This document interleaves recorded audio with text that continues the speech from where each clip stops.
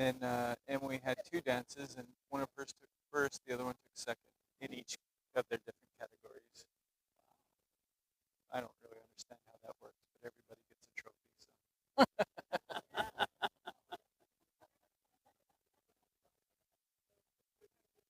So as a success was their last competition. Now they just have the spring recital, which is just for families, and then they're done. Wow. What are you going to do with all your time?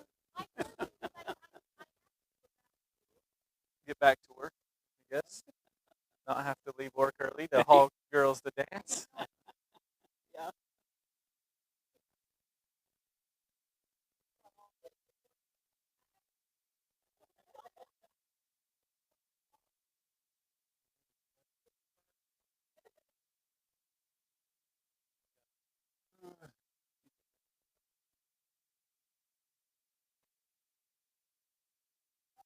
That's pretty sweet. Remote. That's nice. So you do the sacrament with your phone, or do you use the camera phone?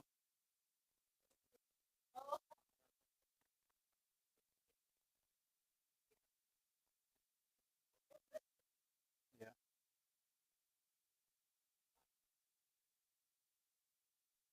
yeah. That's what our guy does. Yeah. Since our building is a stake center, so they've got that mounted camera in the corner. Yeah, yeah, they utilize that.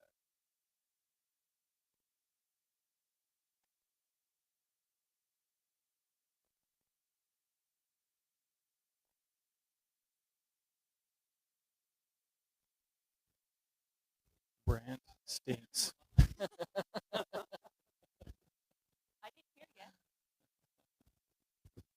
Brant needs to shower.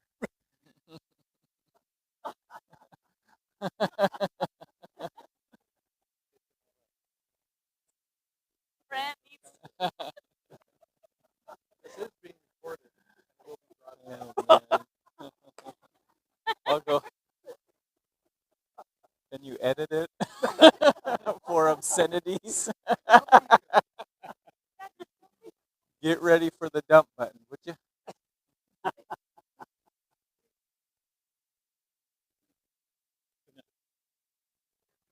Hey,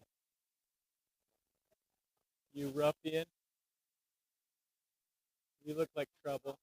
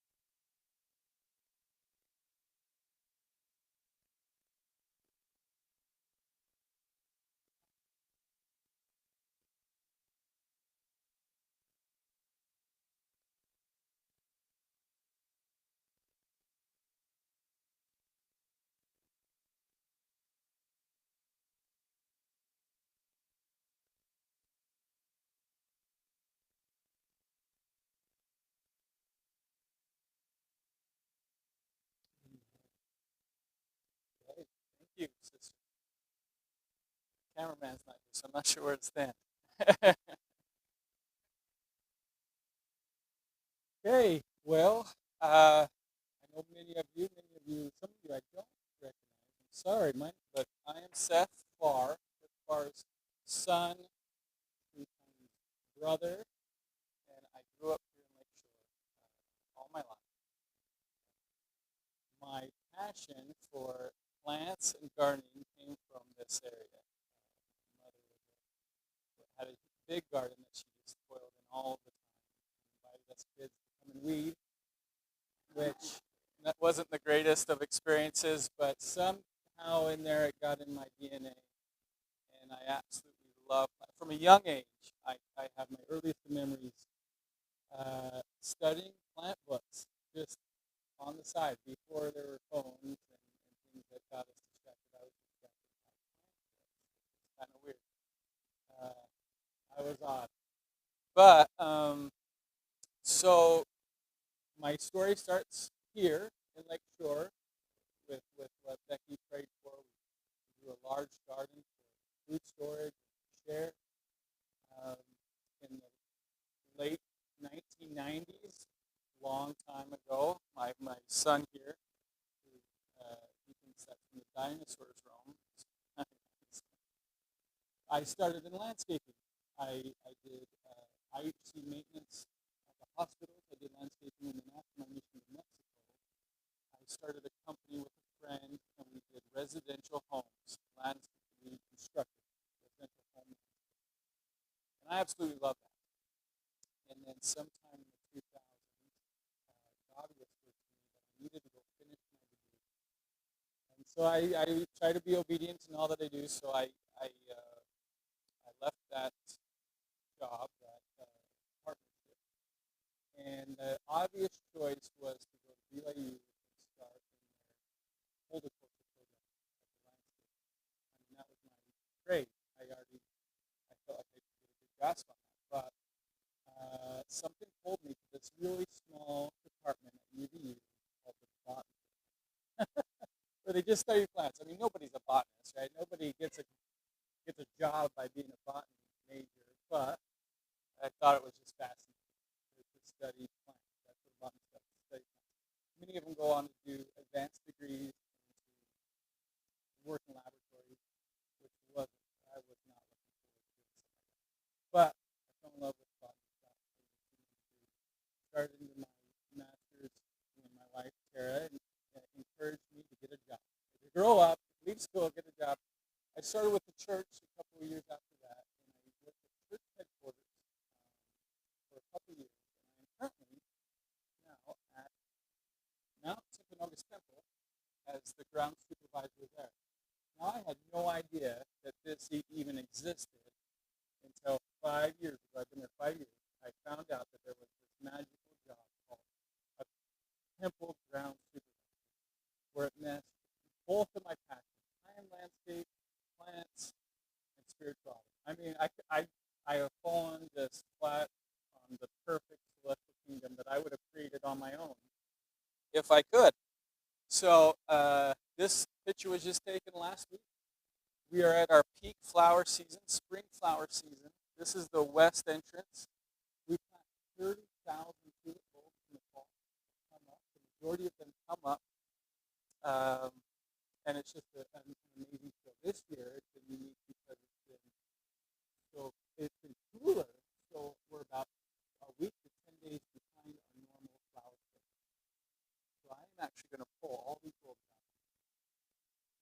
And isn't that terrible? It makes me sick to my stomach because we are a week behind, where some flowers haven't even opened yet. So we're going to pull them out. Now, before you start throwing rocks at me, the temple closes down semi-annually, facing some of those things in life, to do a deep cleaning, do some maintenance stuff, and we take advantage of Mount Timpanogos' semi-annual 2-week shutdown in the middle of May to change the flowers from spring flowers to summer. Obviously, these can't take the heat, and do tulips, they just don't weather the heat, so we pull them out.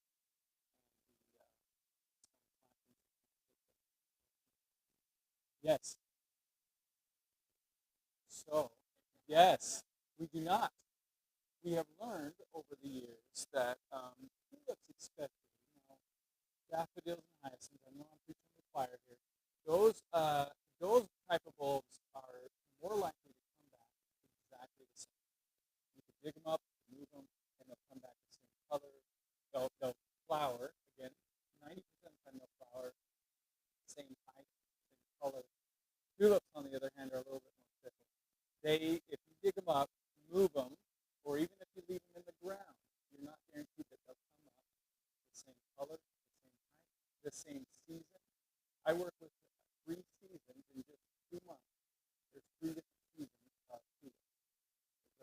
early, mid, and late. We don't do a whole lot in late because that is more to the end of May.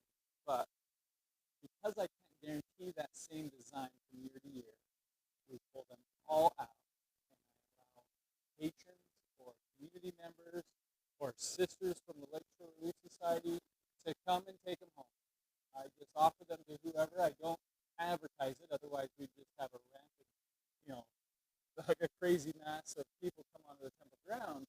But just by word of mouth, over the years it's gotten bigger and bigger, obviously, that there's free tours to be taken home. Starting Monday, if you'd like, anybody's welcome to come and help us pull all the flower material out. And if you want to take stuff home, we'll start Monday and we'll go until all the flowers are done. It usually takes us about 3 days.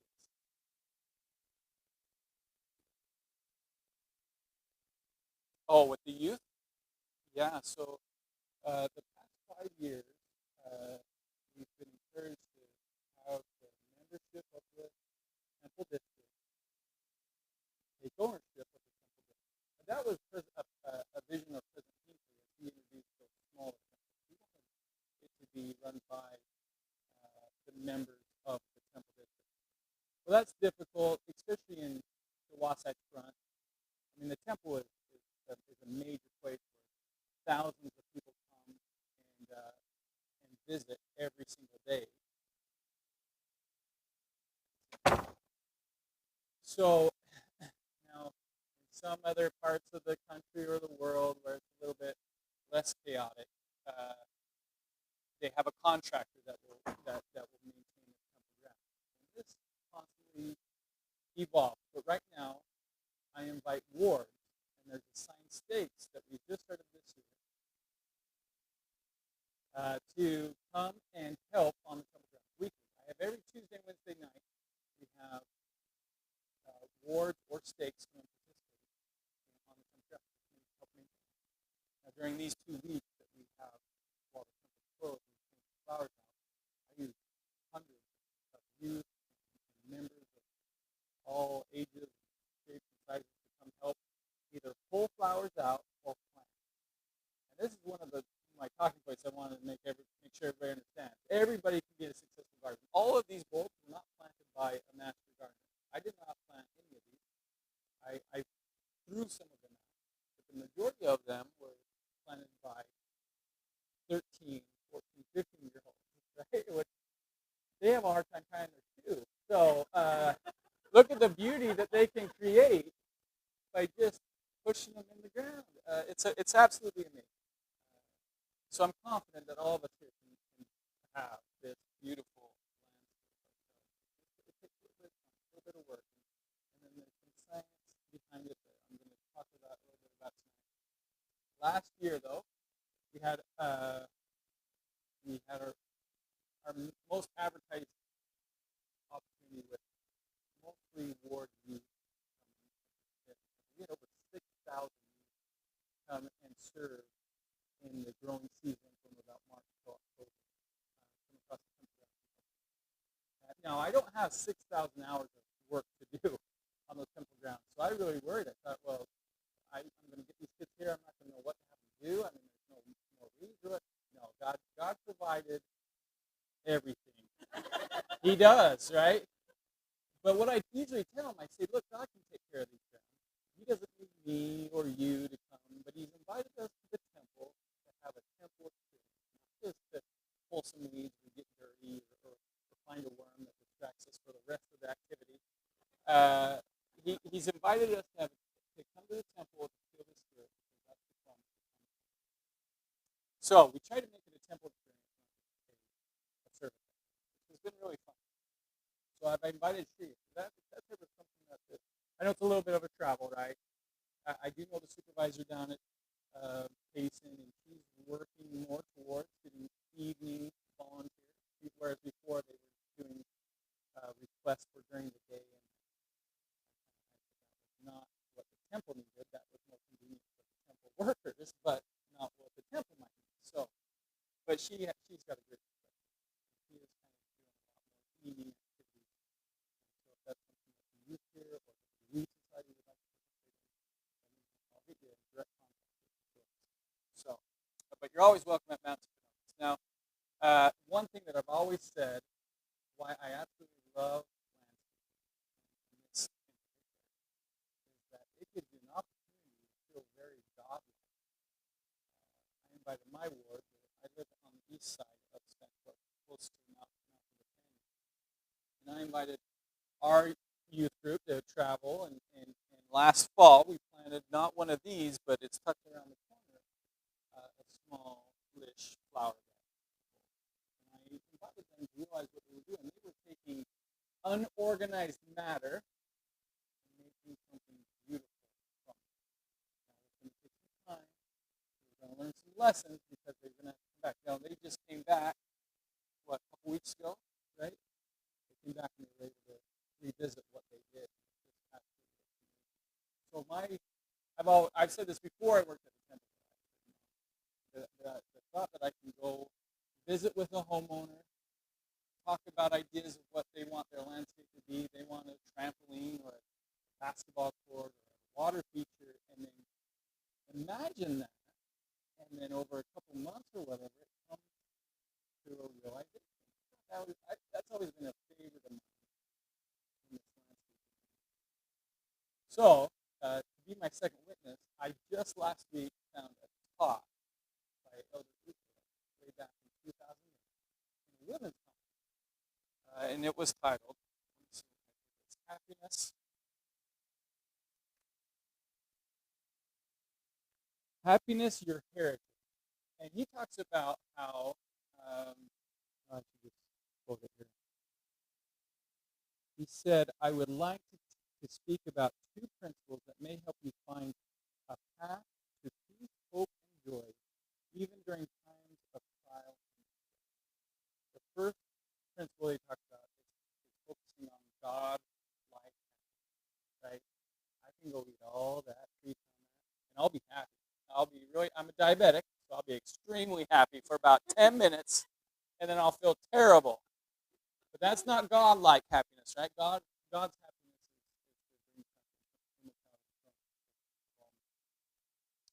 is the other thing that he said, the other principle that I just found that was amazing was the work of creation. That we can find joy, peace, hope, joy, even in times of distress, by participating in the work of creation. Now, I've pulled up just a couple quotes here. This is a few more photos of the Mount Spinoza Temple just of last week. I just got to get the glare off. So, Elder said, the desire to create is one of the deepest yearnings of the human soul. No matter our talents, education, background, or ability, we each have an inherent wish to create something that did not exist before. Everyone can create. You don't need money, position, or influence in order to create something of substance or beauty. Creation brings deep satisfaction and fulfillment. To develop ourselves and others when we take unorganized matter into our hands and mold it into something of beauty. He continues, this, our birthright and the purpose of our great voyage on this earth, is to seek and experience eternal happiness. One of the ways we can find this is by creativity. The bounds of creativity extend far beyond the limits of a canvas or a sheet of paper, and do not require a brush, a pen, or the keys of a piano. Creation means bringing into existence something that did not exist before. Colorful garden. Harmonious home, family memory, identify a space and beautify it.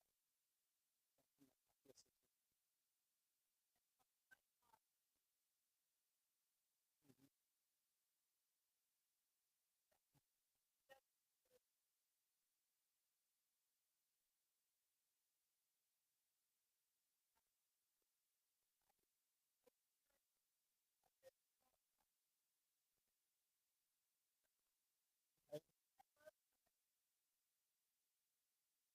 Yeah.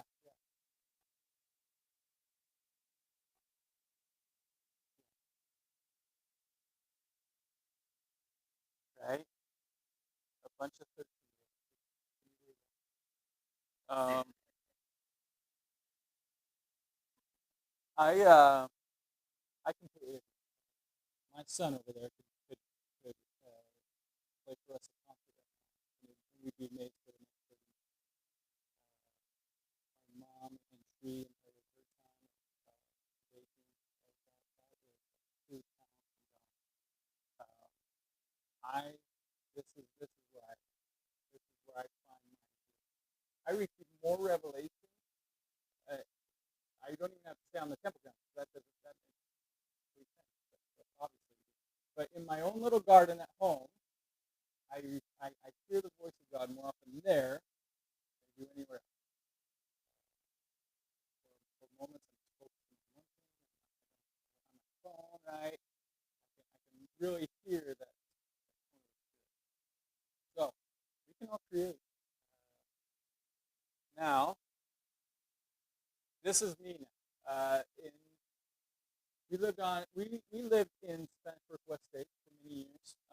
We were adopted into Spanish Third Ward for a little while when it was that crazy.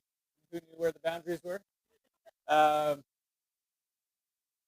and we lived up by the State Center, and I had a little side of my house next to a vinyl fence, and I grew, which is one thing I know that we said promoted was these vertical gardens. This isn't anything new. People have been doing it for a long time. I learned this from my parents really, where we took these hog pens or these calf pens, put them on T-posts and stuck them up in, and grew everything that would up those, everything that would be willing to climb, we grew them up.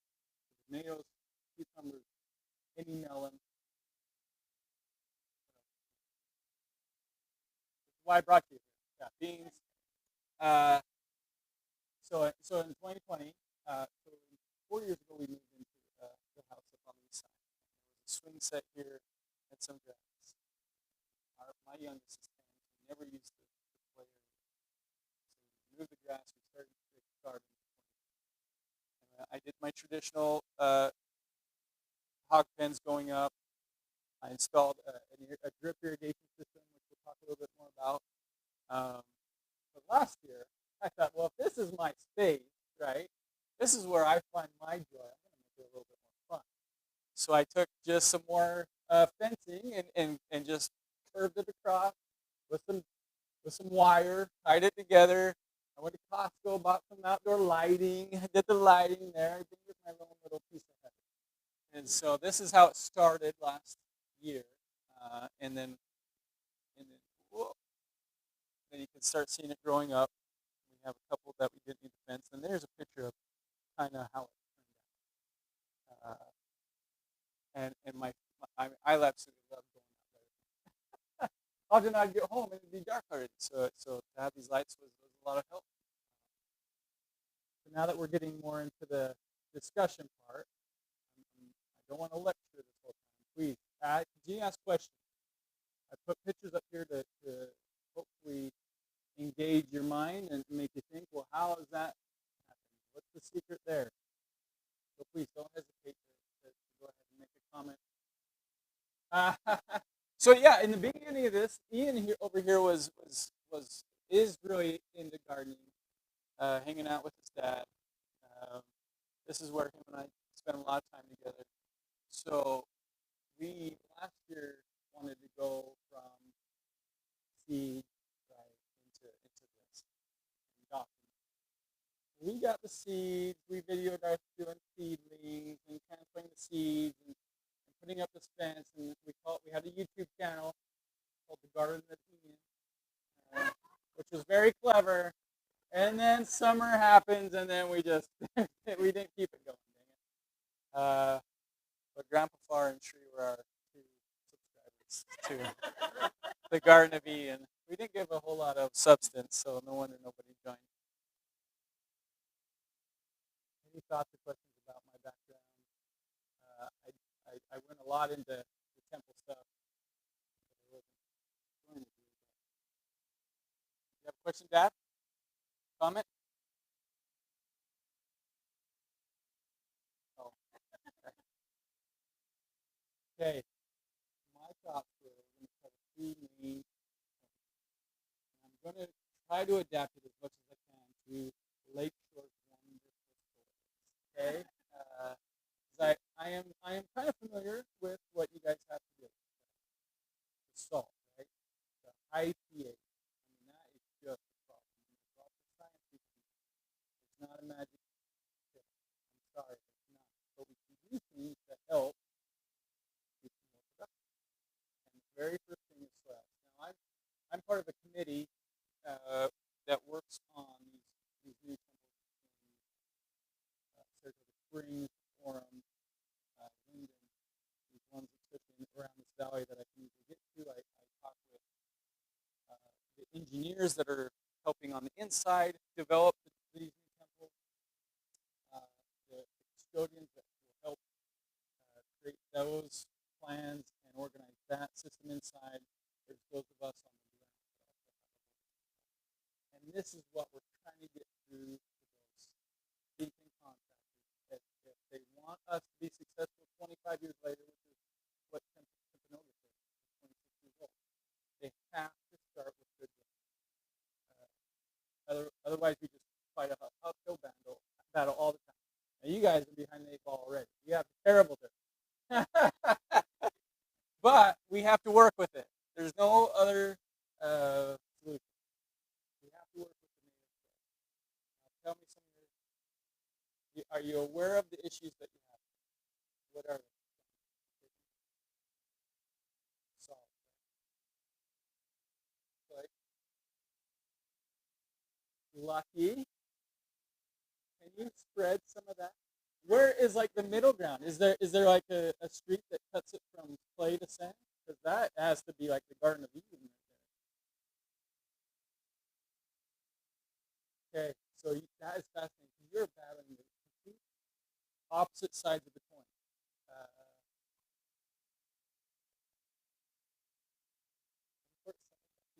Right, you'll be all right.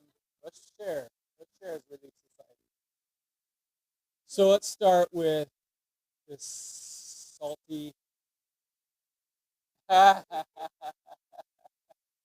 So let's talk about the clay, the salty clay. Now, we're not just dealing with sodium chloride and table salt. There's a list of salts that we are fighting in this area. So it was a swamp, right?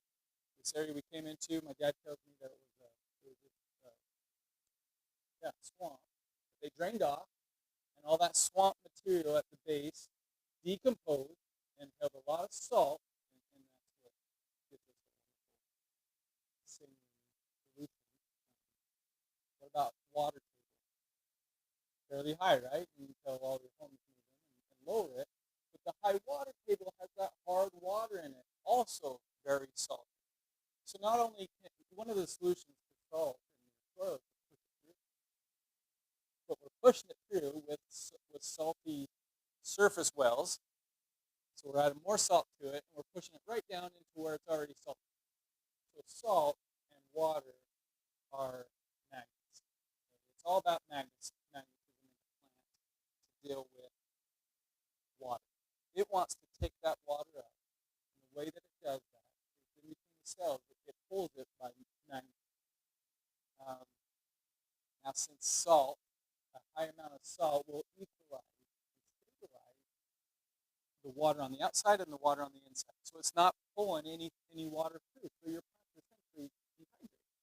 You can dump all the water you want on them, and they just dehydrate because they can't balance that pull from that magnetism. So does that make a little bit of sense? Yeah.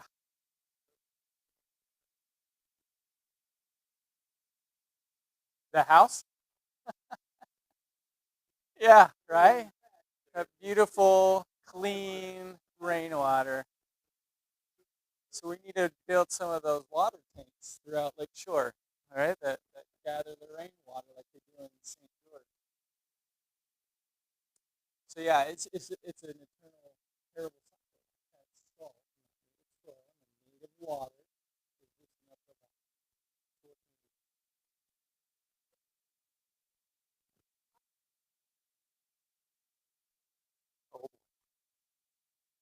poisons you. Yeah, it makes you go deaf. I had a beautiful long lush of hair when I was growing up. I did. It was amazing. And then I had kids. And they're in that. Now you're telling me there's arsenic? Man, yeah.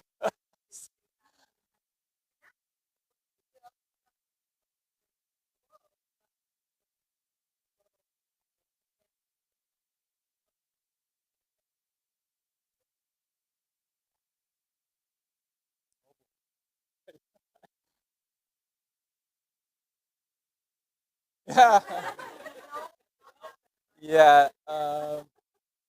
Maybe you should. Yeah. Maybe put on a billboard. If you build down here or move down here, you're going to be poisoned with arsenic. So don't. I guess if you want to keep it small, that's the best thing I can tell you. That's tough. I don't know. If it's not good for us, I'm assuming it's not good for arsenic. I mean, arsenic is found in certain plants.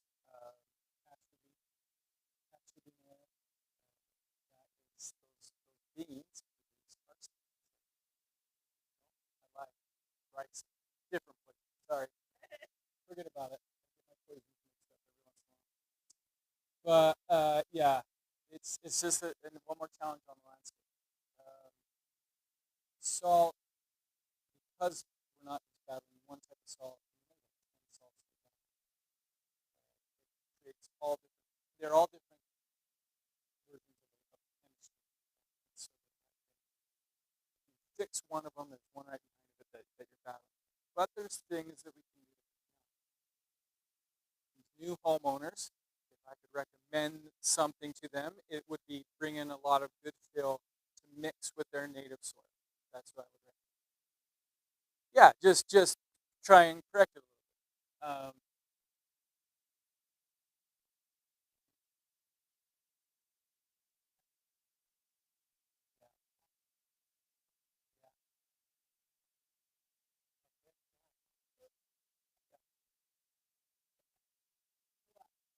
With the salty water, right? Yeah.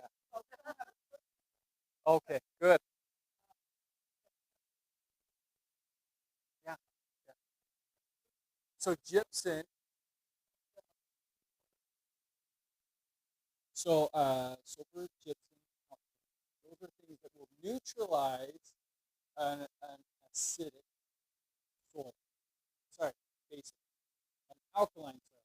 We have a high pH, a very alkaline soil here, and those neutralize it. They don't fix it. They don't switch it. They don't reverse it. They just help bring that number down to a manageable state. But that's a constant thing. That is even the smell, the wonderful lakeshore smell, minus the chickens or whatever. I mean, salt can travel that way. Me, yeah, salt can travel just through the air. So it's an uphill battle. But gypsum is one of my things. I didn't put it on here, but the gypsum, uh, calcium, it's a neutralizer.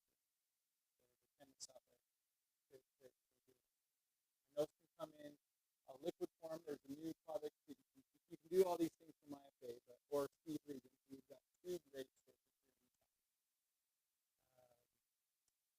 Humate is another version of gypsum. It's from a seaweed, but it's just the exact same thing. So we're also delving into the clay tissue that we have. There's a couple things we can do. It's again, it's trying to separate those chemicals in that clay, and trying to allow our plants to take the stuff that they want. And that clay just holds them. The salt just holds on to them and doesn't release them. The clay also holds on to all those nutrients. So you can be putting pounds and pounds of fertilizer on your grass and nothing's happening. Well, other things are grabbing and not letting it go into the roots. I've got a couple great ideas though.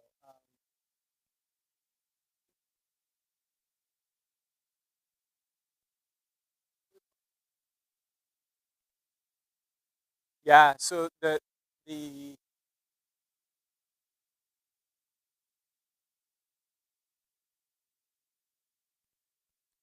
yeah.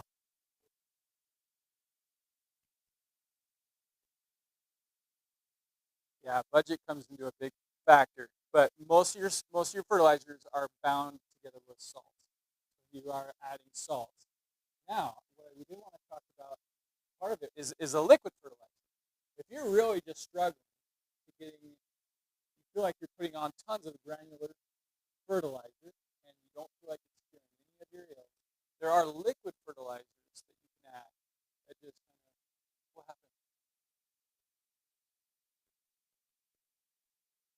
Oh no, don't. No, that's okay. That has lots of salt too.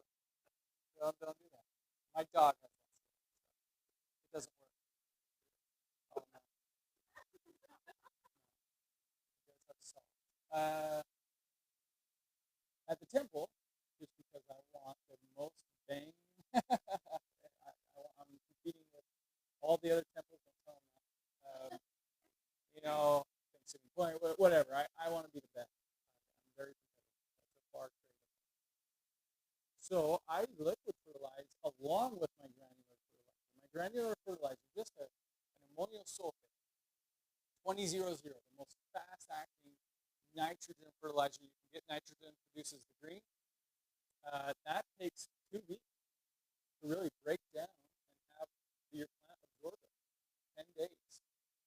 During that time of breaking down, if you're watering it with salty water, if you're putting it in a clay base with a bunch of salts, I mean, maybe it won't even get those plants. So what I'll do is I'll come and I'll spray on a liquid fertilizer. Steve Regan has a great product. The brand is Peters.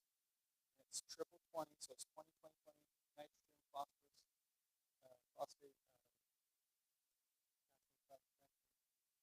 and it's just a general one. It's called Peters Triple 20.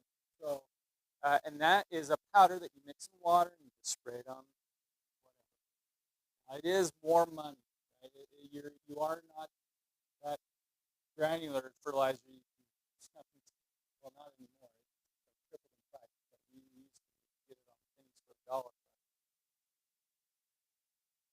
No, the liquid absorbs directly and it has no salt at all. It's a perfect blend of that 2020. When I get a granular fertilizer, that's maybe the same thing, 20, 20, 20. Well, this little grain right here might have 23 and 3. And this one might have 0 to 20. So you're hoping that as you broadcast it out, it evens out. It does, right? But that liquid in every single droplet is the exact same thing. I should have put that in the slide. On the plant, which doesn't make sense, right? We're told in botany that the roots are what take up the nutrients. The sun converts the sunlight into food. And we're just adding vitamins. That's all we're doing. This isn't plant food. This is vitamins. This is like your Diet Coke in the afternoon. You just need to wake up and get some energy. And so, but because of the liquid and the small chemicals that are in it, it is able to absorb through the plant itself, on the plant itself. That confused me for a long time. They have the little dials that you can hook onto the end of a hose, right? And yeah, hook it in. You can hook it in the hose, and that mixes. A lot of people use that for the herbicide on their to kill their dandelions. Ortho sends it. Now I have a big tank, a 200-gallon tank that I pour 3 cups in, mix it as an agitator, and then I pump it out and I spray down the flowers. Not really realistic for a homeowner. So, but you can mix it with those little hose attachment things. I know there's a formula for it. Or any other kind of tank sprayer. You could buy just a backpack tank sprayer that you dedicate just for fertilizer. Don't mix it with your weed killer. Yeah, with the Roundup. Roundup 1 week. Okay, any other questions? We jumped ahead, and sister, I'm happy to share this with Shri, and then you could just have this. In fact, I've got some of these links. I do have some links also that you can do. Native soil. You just have to work with it. And a lot of times we scientists encourage you to still use your native soil, even if you're not, even if it's not the best. Still incorporate some of that. Because look at this pipe here. I mean, your minerals are here. That's going to cost a lot of money if you're bringing in all new ground fill. Water and air. That's our struggle, right? The water and air aspect, the salty water, and then the airspace. And that clay, except for Donette, she's got the best. She's got lots of airspace. She just can't hold on to the water. Organic material, soil prep, mulch, manure, compost. That's organic material. That's carbon-based material. Carbon is just a vitamin. That's what the plant can use to grow, make more plants. That can be added to the soil. I know most of you are probably already doing that. You've got your friend that owns a horse that claims he doesn't feed him any weeds. You don't get any weed seeds. Don't go to the sewer place and get that stuff. That's full of garbage stuff.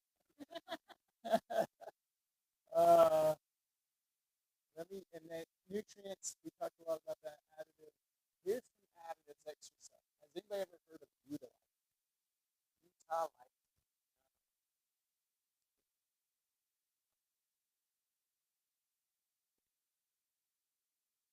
Oh, the Temple Square book. It's like a Bible. So, yeah. Colville. Yes, right? IFA has it in back. So you, right there, you see that? That's terrible. I couldn't find a good picture of you, and I didn't have any on site there. I would have brought it back. But all it is that it's a super jagged shell, small. And that's a so it's small and almost sand-like, but it's under a microscope. It's just jagged. And what that does, the only thing that does is break up that clay soil. You put a layer of that on, you till it in, and it mechanically forces those clay particles to separate. Yes. It is. It is, and it's like on that sand, it holds nothing. It's great. So it's light, right? So they put it on the conference center and they thought, oh, this is ingenious. So Peter Lash, who's the godfather of Utah landscape. He was the temple gardener for 40 years. So his idea was if you just do utilize, it's like putting a sandbox or really pity, that would hold at least moisture. But there's a sandbox on top of the conference center. It would be light for the roof, and then we'll have a fertilizer injector to inject fertilizer into our irrigation system so that we don't need any soil to hold any of these nutrients. Except these gardeners at Temple Square and at the conference center, they don't use the fertilizer injector. And I worked a lot on the irrigation up at church headquarters. And it's not just on the conference center. They used it all over, on the Main Street Plaza and everything. And to keep that place watered was a real challenge. Those plants 20 years later, 2000 is when it opened, 22 years later, those plants are the exact same size. And they're still tied down because a stiff breeze might blow those gigantic trees over that they planted 20 years ago. There's nothing for them to hold on to.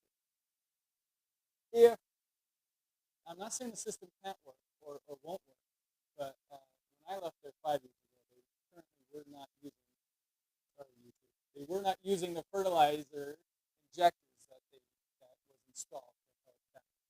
Get the nutrients to those plants. They were surviving. But that is right. They used the Provo City Center Temple, also a rooftop garden on top of a parking lot. So they used Utah also. But again, it's another challenge if you don't have a way to replace what should be dirt, good soil. But in this case here, Lake Shore, I love it. In fact, I do it on my flower beds at the temple that have been turned and cared for 25 years. First thing I did my first year was I ordered a dump truck, a serious dump truck of Utah, and just added it to all the flower beds. Broke up that clay. I mean, you didn't even need to shove it. You could just shove your hand in there and But now, 5 years later, I'm finding that I'm sending a lot of my nutrients down. So now I'm in this phase. I'm using soil or compost to replace some nutrients in the soil that will survive a couple of years. This is slow to break down. Right? This isn't our fertilizer. You might not see benefits from this. You should see benefits from it year one, organically too. But you're really putting it in there for 5 years. 5 years. Now, my father, who would do manure from the Chlorosis every single fall, I think was great. But 20, 30, 40 years later, we might have too much nutrients.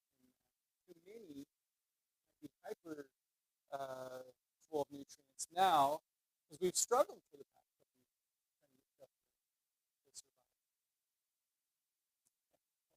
They're like a weed. You can't kill the raspberries. I mean, we all know that. Come on. I said, Becky, you can't. I stand corrected.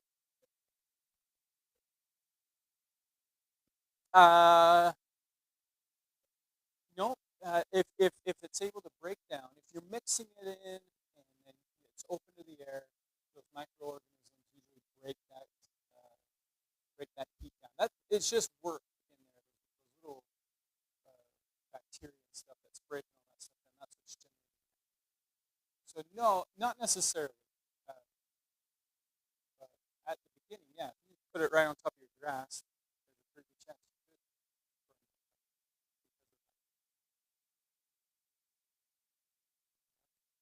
could burn it because of that. Fun. IFA has it. Get after them. They'll say, "Oh no, I'll say, I know you can get it. I need a dump truck load at my house." Um, tell them, tell them to go get it out of Colville. They can go get it for you. Okay, we talked about this, right? A little bit. This is our standard fertilizer formula that's on the package. You see the three numbers, right? Nitrogen, phosphorus, potassium. And this is, I like this little graphic. It really helps you figure out what the heck is going on. Nitrogen, that's the green. That's what you put on to make it green. It's not as simple as that sometimes. Sometimes you're fighting other things, other diseases, or maybe other deficiencies. But if you want it just to really get a shot of caffeine, nitrogen. I put straight nitrogen on my lawns in the spring, early spring, March. Just that first number. That usually lasts about a month.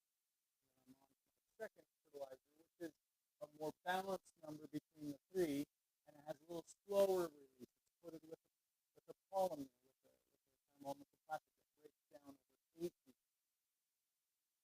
And I don't blow my budget just on lawn fertilizer. So phosphorus reaches down to the root. So phosphorus goes down. You want to push those roots? Phosphorus, that middle number can be higher. Potassium, all around well bearing. I've heard a lot of people say potassium is good for flower production. That's what can really push the flowers. There's certain plants that I have struggled because of their little environment. Maybe they're in the shade or things like that. That I want them to flower more often.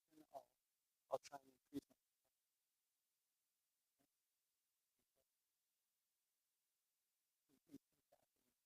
my. I saw drinks. I don't want to put anybody to sleep. Ian, you need to do us a little intermission song. Okay. Ew. I got one. Soil testing. Let's just touch on this. This is a big thing. Have you never done a soil testing? How long? Have you really? Yeah. Yeah. Yeah. Did it change every time? Yeah. It's a constant thing that I try and do at the temple. I'm not as good at it as I should. It takes a little bit of time. $30 each time you do it. So BYU or the USU extension, either place will take soil samples, test your soil, and it's like a buffet. You could really get a lot or just the minimum. Oh, you already did this one.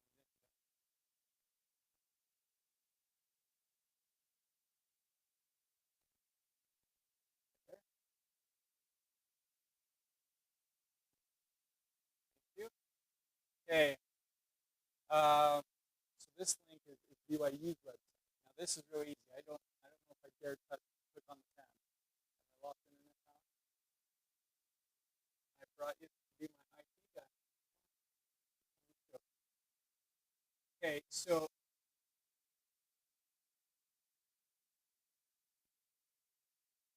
oh no, it's the glare.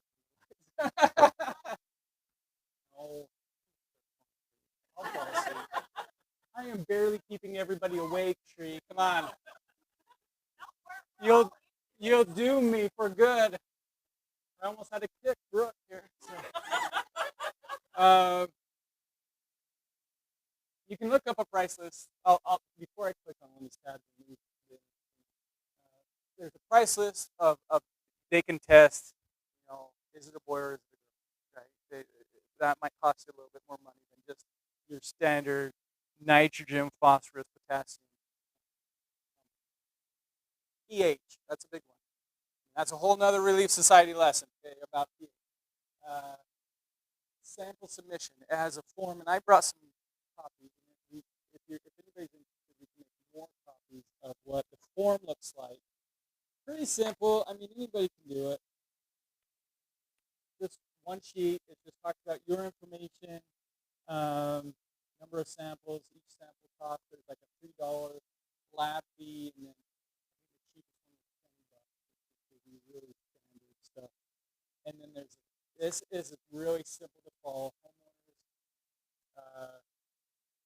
soil sampling for idiots kind of thing. Go dig a hole.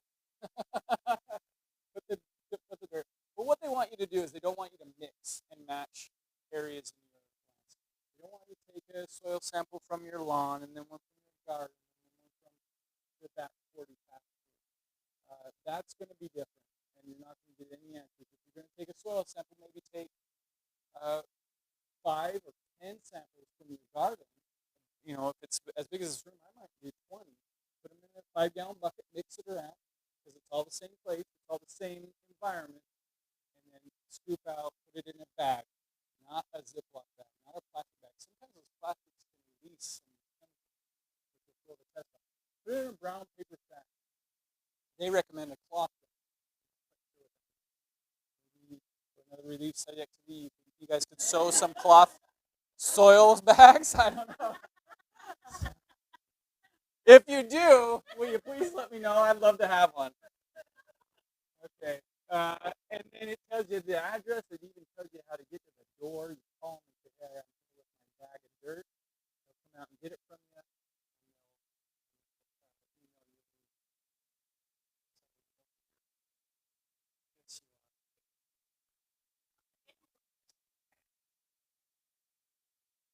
On your hot spot, bud.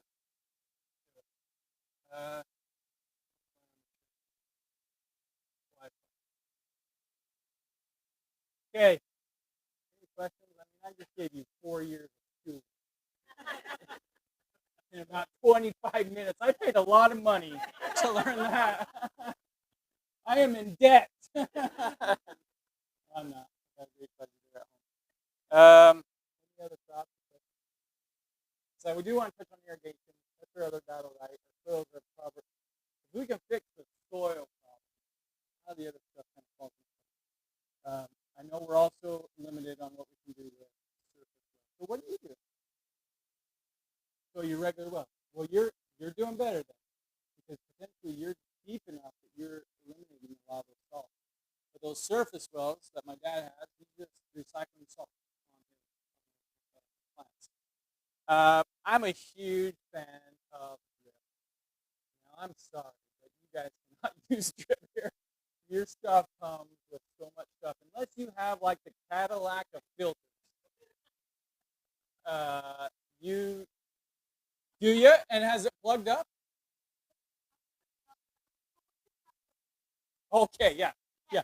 Put like, if you do like 10 filters in a row, I guess I'm only going off what my dad would need probably, I don't know, as big as his car type filter just to collect the sand that comes up through his surface. So you're doing better. There you go. Yeah.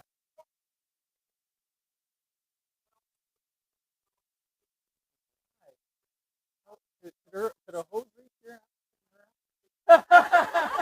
Just running across the road?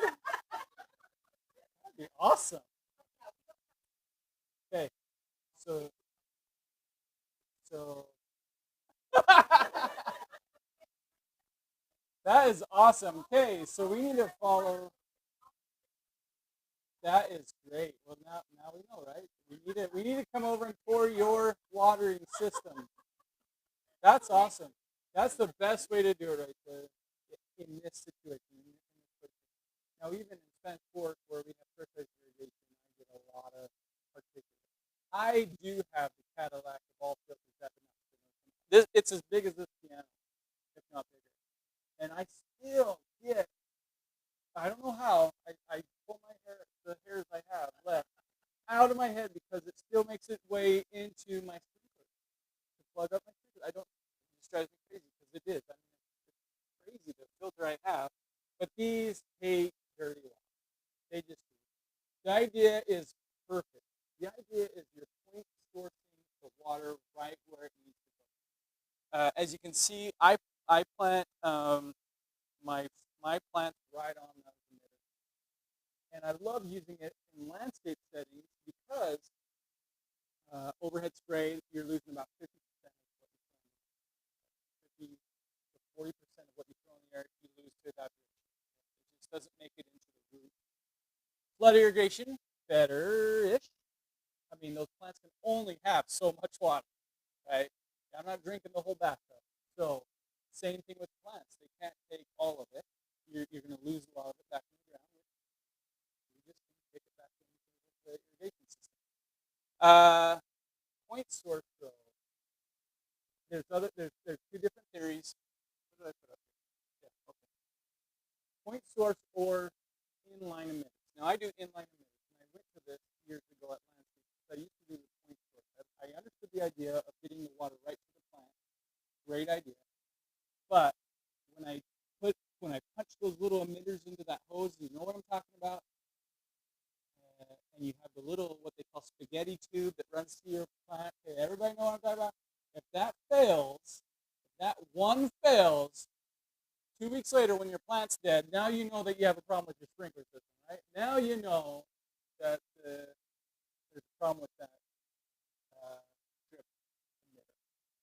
This has inline emitters every 12 inches. So if that third one on the line fails on me, I've got two 12 inches away that will more than likely help that plant survive.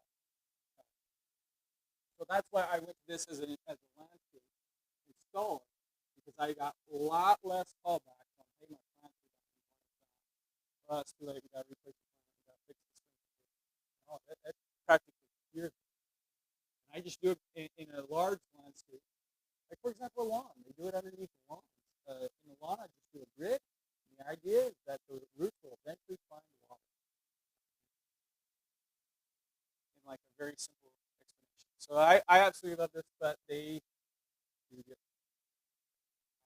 I wouldn't recommend it at my dad's house because he does have a lot. He pumps a lot of sand up through that surface stuff. Hard water, we've battled that for years. They come out with better ideas on how to clean those emitters as water flows through them. Just get that hard water scum off of it. That's the salt. Stuff that's coming in the water. We've even poured vinegar down the lines to try and clean those up. Plants don't love vinegar. Okay? It's like dripping acid on them. So not the best. Okay. That's quick. Irrigation. I am the sprinkler whisperer. I love irrigation.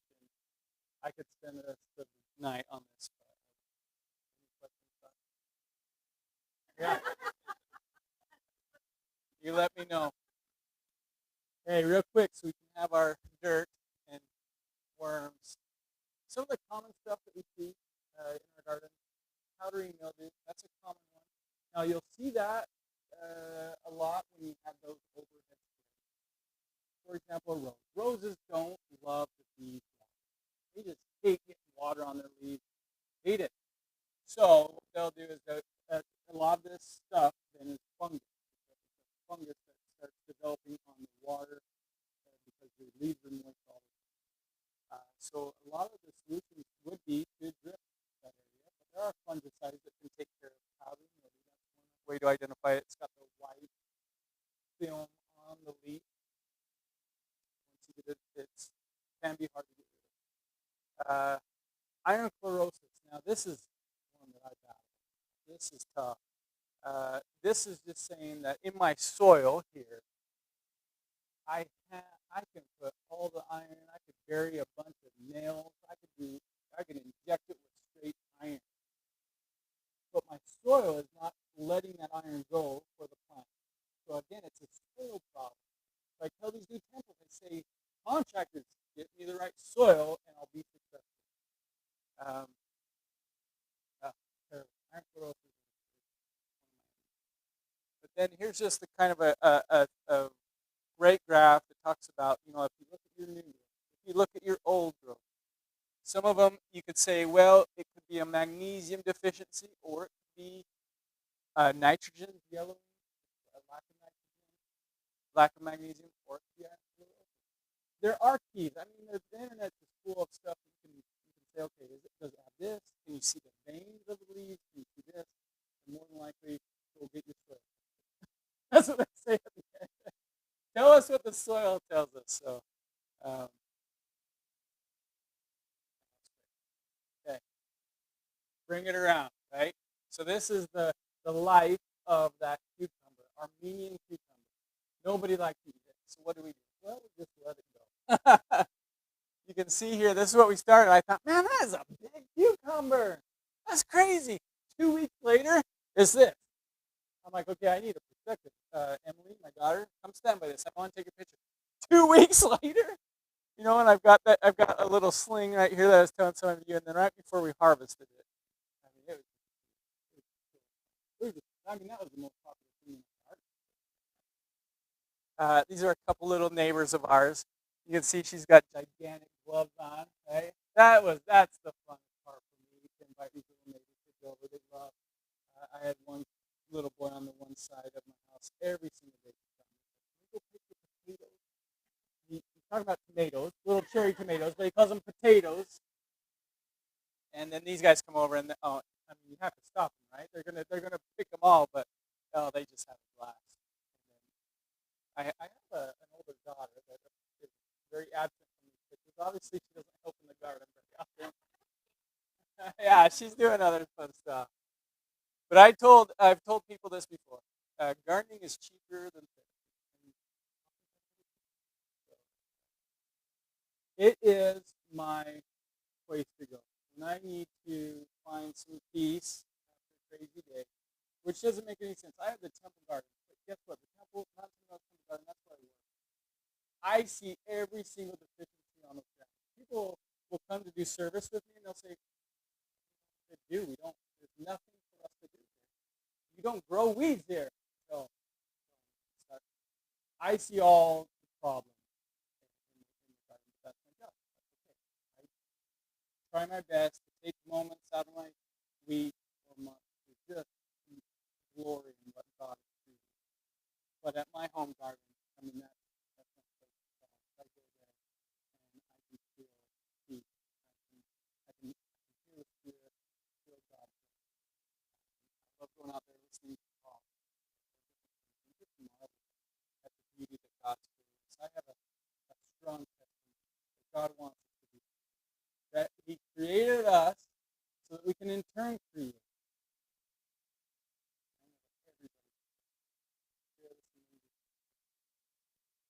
Okay, real quick. Last. Oh, she snuck in it. Oh yeah, I think that's probably why I took it. My email, my phone number.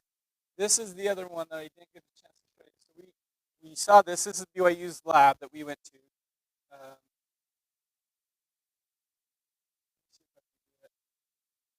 That other one is Utah State.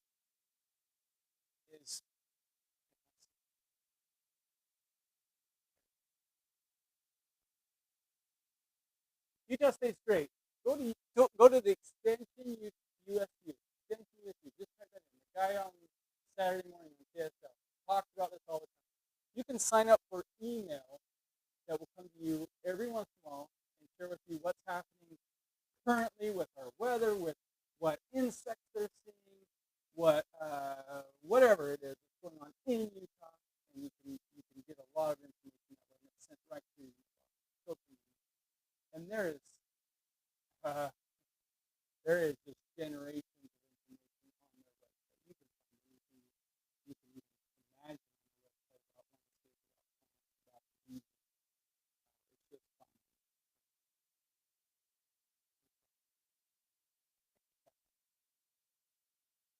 Um,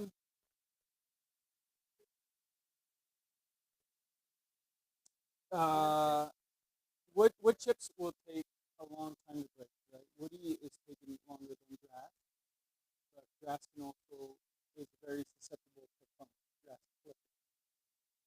If you're willing, if you can get manure for free or for a cheap price, that's great. Might come with some fees. Put it right on. I mean, if you're only talking an inch, you'll be fine, and not next to the plant. If you're talking about 8 inches, you're broadcasting across before you peel. Peel it in. At the temple, I did a lot with oaktail, which is a turkey. Yeah. So that then you might look into some more box material that can hold. There's pellets. Oh, there's these pellets that help absorb water. Nope. Like perlite, but it's not a. It's a different product that they come out with. I tested out. They found that it can be beneficial. The problem is it will grab the water and hold it for you, but it has a hard time letting that water go to your plants. So, like in dry spots, bad compacted areas in my lawn at the temple. I've tried millions of solutions, and they said, "Well, try this. Absorb and hold water." And it helped a little, but it wasn't.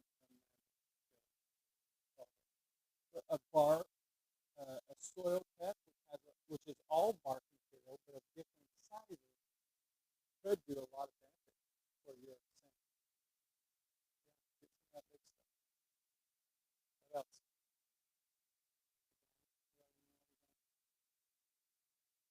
Okay. We'll go get sand from Donette, manure from the Brennans, and water for the house. Okay. We'll have a community garden. Yes. Uh, we've tried, but then we miss our staples. And I don't have a huge area like you saw. It's what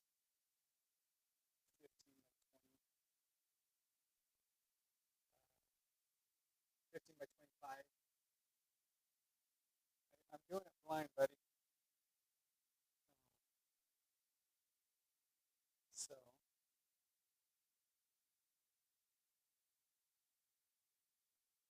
I just got this little backyard. So I have these three trellises. I do a row of seeds next to the house. Keep the one right next to the house there. Um, we love cabbage. Kids hate it. Well, they hate everything. But we do a row of tomatoes, a row of cucumbers, and a row of melon. I have had the worst luck with watermelon. I cannot grow watermelon to save my life. And then back along that fence, pea plant. Everybody likes peas. And then behind the house, I do corn. Peppers, sorry, peppers. Yeah, so we'll go back in after as our pea plants are maturing. I'll go ahead and put onions in that same row.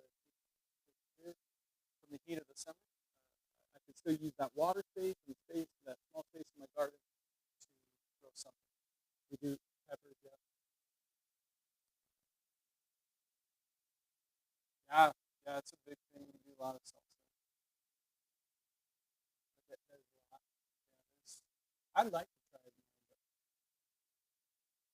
we'd have to go down to this. I know, I've thought about it. Then I'd have to go down and take care of it. Hire Colin.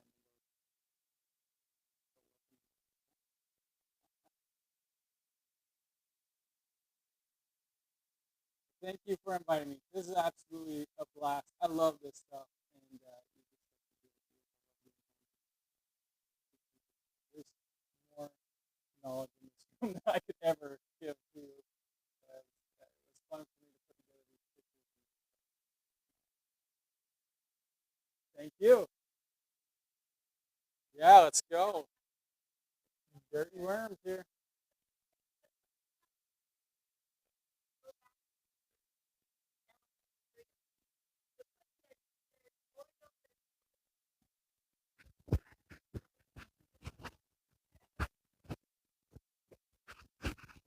Ice cream. I feel like sometimes